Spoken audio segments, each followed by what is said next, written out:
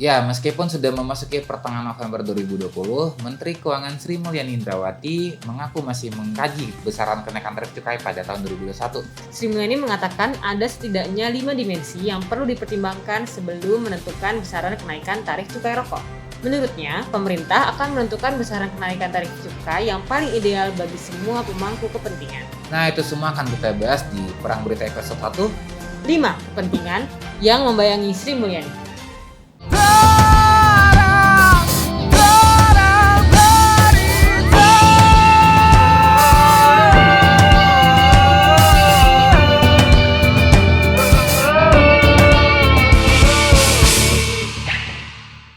Oke teman-teman, selamat datang di Perang Berita episode 1. Jadi di Perang Berita itu kita bakal bahas isu-isu yang ada di media cetak maupun di media konvensional. Karena apa, Lara?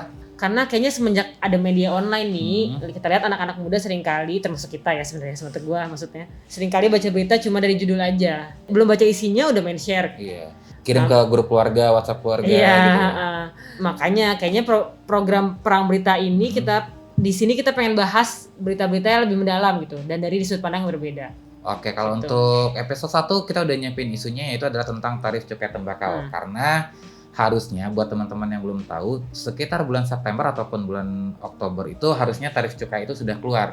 Karena akan diterapkan di awal tahun 2021 ataupun di bulan Januari setiap tahunnya. Tapi ini udah pertengahan November, belum ada kabar yang terdengar. Maka dari itu kita pengen bahas melalui berita-berita yang ada gitu. Dan kebetulan banget hari ini, hari kita syuting tanggal 18 November, di acara kuliah umum di FEB UI, Bu Sri Mulyani bilang ada 5 hal yang perlu dipertimbangkan dalam penentuan tarif cukai, yaitu tenaga kerja, petani, rokok ilegal, pemasukan negara, dan kesehatan yang pertama ini. Dan kesehatan yang pertama. Kesehatan menjadi yang utama bagi Bu Sri Mulyani tadi ya. Jadi dia bilang dia harus mengakomodir 5 isu yang menjadi bahan pertimbangan dalam menentukan cukai. Seperti yang Lara bilang tadi, ada utama adalah kesehatan, tenaga kerja, petani, rokok ilegal, dan pemasukan negara. Oke, dan kita udah ngumpulin dan nyiapin berita-berita terkait 5 hal tersebut biar Ibu Sri Mulyani tidak lagi ragu gitu. Pertama, untuk isu kesehatan. Jadi jelas ya, sebenarnya fungsi cukai itu kan memang untuk pengendalian. Tadi kan kalau kita melihat filosofinya cukai itu sendiri memang untuk pengendalian konsumsi rokok. Jadi sengaja harga rokok dibikin mahal melalui mekanisme cukai, makanya supaya orang-orang mengurangi konsumsi rokoknya. Gitu. Tapi kenyataannya sekarang kan masih murah ya. Masih terjangkau Dan tingkat perokok juga masih tinggi. Iya, makanya data Riskesdas menyebutkan perokok anak tuh meningkat jadi 9,1%. Ya nggak sih, Ra? Iya, betul. Itu tahun 2018. Nggak tahu deh sekarang gimana ya. Di masa pandemi sekarang, di tahun 2020, pengendalian tembakau itu makin penting gitu. Karena ternyata ada satu artikel yang ada satu penelitian dari Komnas PT itu melihat kalau ternyata konsumsi rokok di masa pandemi itu tidak berkurang. Oke. Padahal harusnya berkurang ya, karena logikanya awalnya kita mikirnya gitu. Kita pakai masker biar tidak ada sesuatu yang masuk dari ini malah memasukkan sesuatu yang bersifat bahaya sebenarnya. Betul. Nah, jadi salah satu argumentasi dari peneliti ini, Mbak Krisna Puji Rahmayanti bilang ada pandemi itu tidak menurunkan perilaku merokok, makanya pemerintah harus lebih kuat menerapkan kebijakan fiskal atau non fiskal gitu. Jadi dilihat katanya 61 nih. Jadi para perokok aktif yang menjadi respondennya Mbak Krisna ini memiliki keyakinan bahwa hidup ini bergantung pada nasib. Jadi sakit aja. Ya kena COVID aja nggak gara-gara dia ngerokok gitu. Hidup-hidup juga nantinya meninggal, berpasrah gitu ya. Makanya jadi dengan adanya COVID, tadinya para peneliti mikirnya mungkin konsumsi rokok akan berkurang nih. Ternyata enggak. Ditambah pengeluaran buat ngerokok juga nggak berkurang. Jadi bahkan kalau 13,1% itu meningkat. Biaya pengeluarannya. Padahal ngakunya lagi kesulitan ekonomi semuanya, tapi dia malah dibakar. Iya, itulah. Makanya kayaknya udah ngeliat kayak gini nih, emang perlu ada peraturan yang bikin orang jadi malas beli gitu. Salah satunya adalah dengan cukai. Jadi kalau harganya naik tidak terbeli, sama lah kalau ada laptop yang itu tuh yang Apple digigit setengah tuh mereknya, itu kan sengaja mahal kan. Kenapa semua orang nggak punya ya karena mahal gitu. Bener. Mungkin rokok juga bisa kayak gitu kali. Ya kan begitu, rokok adiktif kan. Jadi ya salah satu mekanisme buat maksa orang buat ngurangin ya mungkin dengan cara jadi nggak terjangkau. Jadi tidak terjangkau. Jadi ketakutan Ibu Sri Mulyani ataupun bahan pertimbangan terkait kesehatan itu terjawab di artikel yang ada dikutip di Tirto ID ya, katanya bahwasanya memang urgent karena rokok masih terjangkau dan murah, bahkan di saat pandemi pun masyarakat masih tetap membeli, bahkan pengeluarannya bertambah. Itu riset dari Komnas PT, Komite Nasional Pengendalian Tembakau, yang menyampaikan adalah Mbak Krisna tadi ya, ada Mbak Krisna. Oke, Lara, dari yang kedua, ketakutan Ibu Sri Mulyani itu adalah katanya di tenaga kerja, katanya takut para buruhnya akan di PHK katanya kalau harganya tinggi gitu. Kalau harga tinggi, kalau industri merugi ya. Kalau industri merugi gitu kan, asumsinya dari merekanya begitu. Jadi ini ada nih berita dari CNN Indonesia, katanya tahun 2015 ya bahkan. Ya, ini 5 tahun yang lalu tuh ada fakta mengejutkan dari YLKI. Mereka menemukan mekanisasi pabrik demi cari untung picu PHK buruh rokok. Jadi ketakutan akan regulasi yang pro kesehatan itu akan membuat buruh-buruh menjadi di PHK itu terjawab di tahun 2015. Udah terjawab dari tahun yang lalu. Di setengah dekade yang lalu, bahwasannya mekanisasi itu adalah pergantian dari tenaga kerja manusia menjadi tenaga kerja buruh. Pergantian dari tenaga yang awalnya manusia pakai tangan jadi pakai mesin. Karena itu cukup membuat biaya produksinya turun. Karena modalnya di awal doang. Kalau pakai tenaga manusia kan gaji tiap bulan tuh. Langsung banyak lagi ya. Ya, setiap bulan langsung banyak. Nah, kalau ini ya udah mending di PHK ganti dengan mesin. Nah, betul. Ini ditemukan oleh YLKI ini, dikutip oleh Pak Tulus sebagai ketuanya, bilang bahwasannya sigaret kretek mesin proporsinya naik dari 57% menjadi 66%, sementara sigaret kretek tangan turun dari 35% menjadi 26%. Oh, ini penelitiannya Sehatka ya? Southeast Asia Tobacco Control Alliance. Iya, dan itu juga kata Pak Tulus bahwasannya menggunakan atau memproduksi rokok dengan skala besar dengan mesin lebih menguntungkan ketimbang menggunakan tenaga manusia. Oh, jelas sih. Logis sih, dan perusahaan kan nyari untung aja ya sebenarnya kan tujuannya. Nyari untung. Nah, cuma anehnya kenapa para buruh tidak pernah mendemo industrinya? Iya juga ya. Yang didemo malah regulasi kesehatan. Cukai malah yang Nah, pertanyaannya yang demo beneran buruh atau? Nah, Tidak usah kita jawab. Baiklah.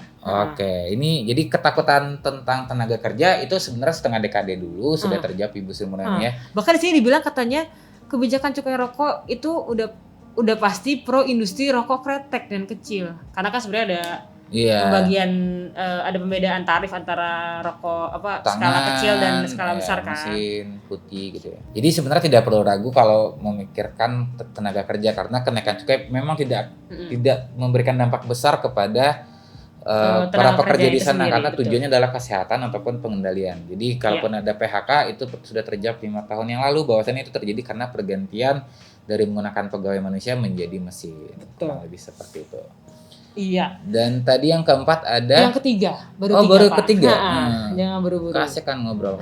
Yang ketiga ini tentang tadi udah buruh, sekarang tentang petaninya. Jadi petaninya. Jadi selain para buruh yang demo, petani juga ikut demo sama ini.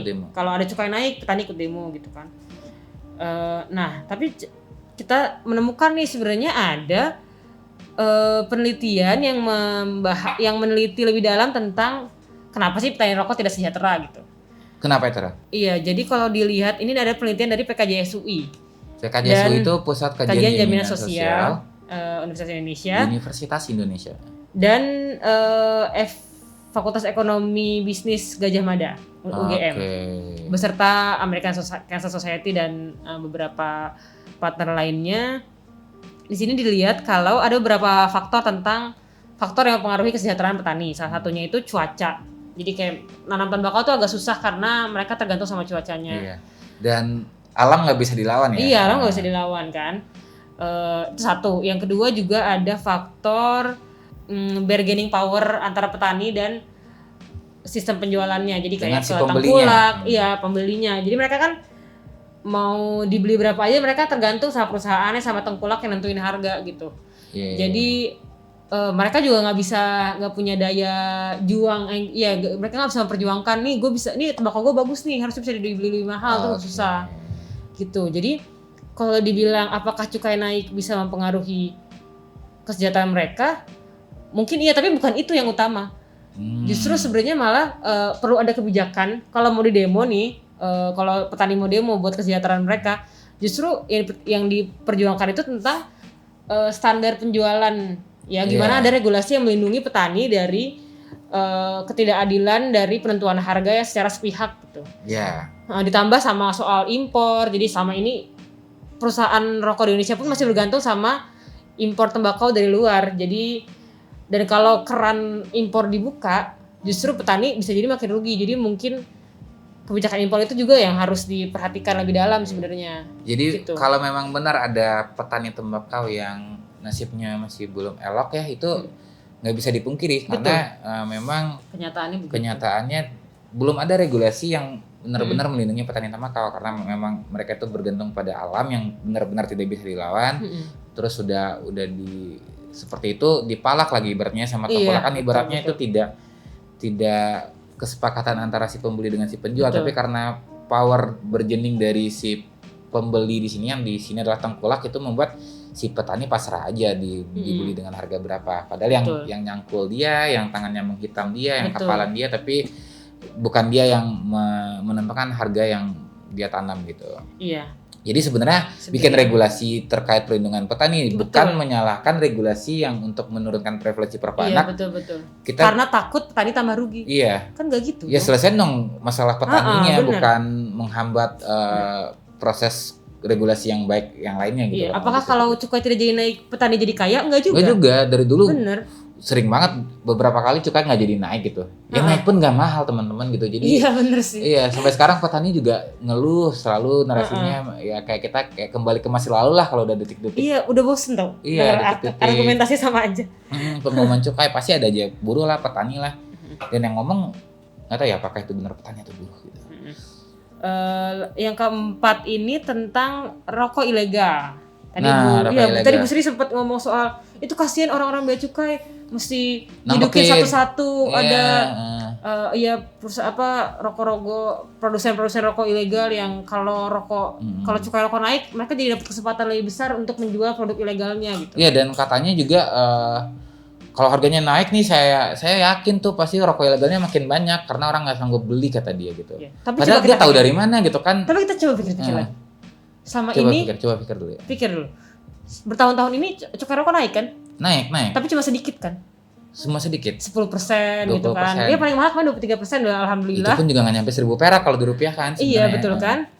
Jadi jika rokok jadi mahal, rokok ilegal akan naik. Tapi rokok belum mahal. Dia tahu dari mana gitu. Iya benar. Jadi ini masih bentuknya ketakutan dan nggak nyambung gitu loh. Maksudnya belum bisa dibuktikan secara sahih rokok ilegal yang ditangkapin bea cukai itu benar karena cukai rokok naik atau enggak gitu. Dan ini juga riset Prakarsa, kebetulan gue datang waktu itu di acara launchingnya, katanya peredaran rokok ilegal di Indonesia tuh kurang dari 2% bahkan. Gitu. Jadi ya rokok ilegal tuh di mana-mana juga ada gitu. Tapi jadi apalagi yang perlu takuti gitu ya? Iya, apalagi. Dan tujuan adanya bea cukai bukannya itu ya buat nangkepin itu. Iya. Dan waktu di acara itu sempat ya itu 2 atau 3 tahun yang lalu kalau nggak salah. Tahun 2019, sorry. Rasanya udah lama banget ya. Lama karena pandemi kali ya.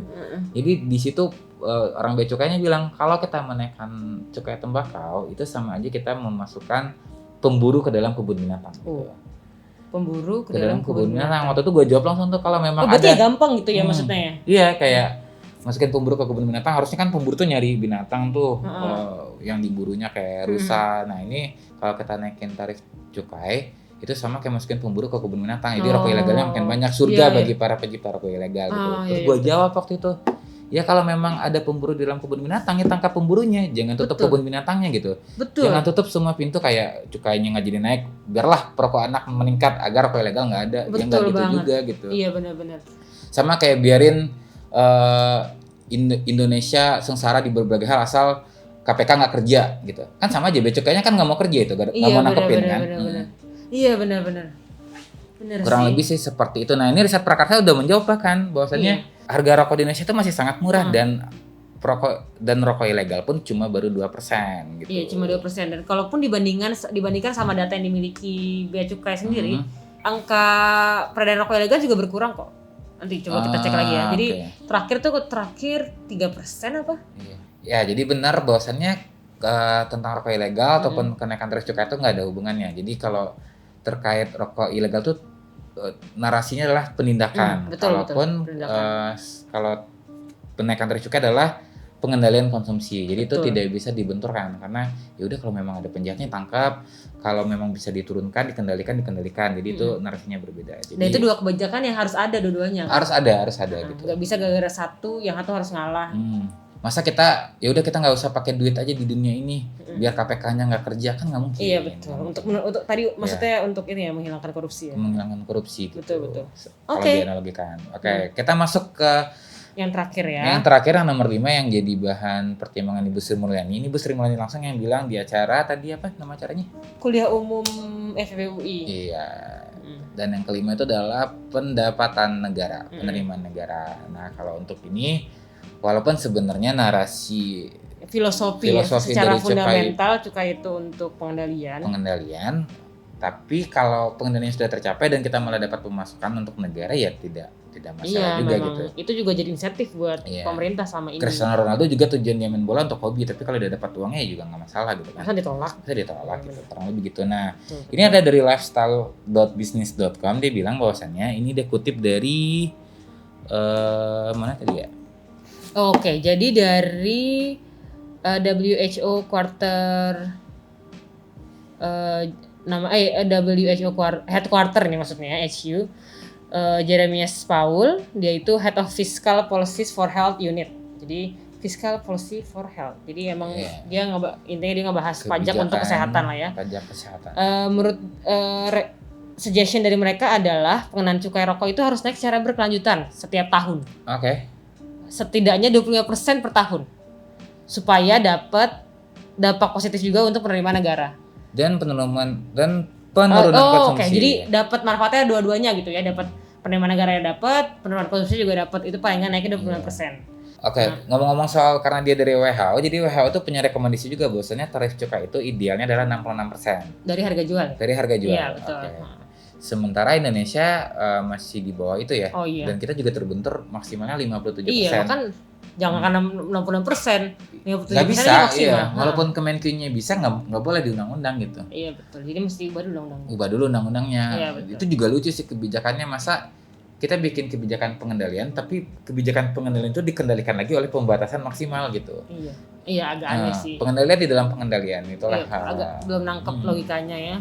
Jadi kalau ya kita setuju Bu kalau itu bisa jadi untuk penerimaan, tapi jangan hanya penerimaan aja. Betul. Dasarnya dulu nomor satunya adalah pengendalian. Kalau memang konsumsinya turun dan uangnya pun bisa untuk insentif negara, ya kenapa tidak? Bahkan seperti ada wacana dan emang udah sih untuk dipakai jadi membantu BPJS kan, pendanaan BPJS. Iya, pendanaan, apalagi defisit mulu gara-gara rokok juga salah satunya.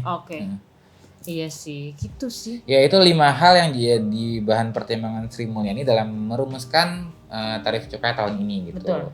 Dan kita udah baca-baca dari berbagai media tadi bahwasannya semua hal yang dikhawatirkan itu tidak akan terjadi ya sejauh ini. Maksudnya itu hanya bersifat asumsi dan ada kajian yang meng-counter itu sebenarnya. Dari Prakarsa, dari WHO, dari PKJS, dari Komnas PT. Jadi bahwasannya ketakutan-ketakutan yang tidak berdasarkan kredibilitas itu kita telah menyebutkannya tadi di berita-berita yang kita punya. Betul. Kurang lebih seperti itu. Ya itu dia 5 dimensi yang menjadi pertimbangan Sri Mulyani dalam menentukan kebijakan cukai. Dan kita udah membahas itu satu persatu ya. Satu persatu. Dari mulai tadi pertama apa? Kesehatan, tenaga kerja, petani, rokok ilegal dan juga penerimaan negara. Jadi dari kita lihat kalau sebenarnya udah nggak ada alasan lagi buat nggak naikin cukai, nggak sih? Iya. Apalagi dengan harga yang masih sangat terjangkau. Betul. Dan ya kalaupun memang ada ambang batas 57%, belum nyampe ambang batasnya. Pentokin aja lah Bu gitu ya nggak sih? Betul. Takut rokok ilegal masih murah kok harganya. Masih murah harganya. Dan nggak bakal ada, kalau ada pun tangkap gitu. Iya, kalau ada pun tangkap. Jadi nggak ada apalagi alasannya. Dan ya itulah, ini salah satu bentuk dukungan kita juga. Kita mendukung Ibu Sri Mulyani menaikkan cukai rokok, dan bentuk hormat dan terima kasih kami kepada banyak anak muda yang ternyata mendukung kenaikan cukai ini gitu. Jadi kita yang sudah di penghujung muda ini kalau nggak ngelakuin apa-apa juga merasa bersalah juga gitu. Merasa malu lah. Iya. Apalagi lagi pandemi kan. Jadi kurang lebih sih seperti itu. Mungkin itu aja dari kita untuk episode 1 dari Iya. Perang Berita. Dan sampai jumpa di episode selanjutnya karena Perang Berita akan menjadi konten rutin insya Allah Di sebelah mata. di sebelah mata. Dan di YouTube-nya Cisti TV. Ya. Oke. Dadah. Dadah.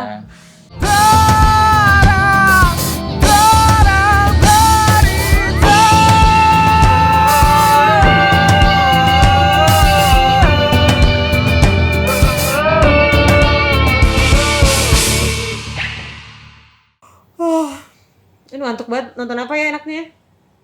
Lagi nonton apa sih? Wah, ini seru tahu. Apa sih? Ada channel YouTube paling seru, paling edukatif, paling informatif. Wow, apa itu? Itu adalah Cisti TV. Oh, jelas. Itu mah gue juga udah follow. Emang ada video baru lagi? Oh, ada. Kemarin itu mereka iya, baru ada notif nih, bikin tapi gue belum lihat. nama Iya. programnya Leadership Series. Oh, mantap. Jadi jangan lupa. Apaan tuh? Gila dia.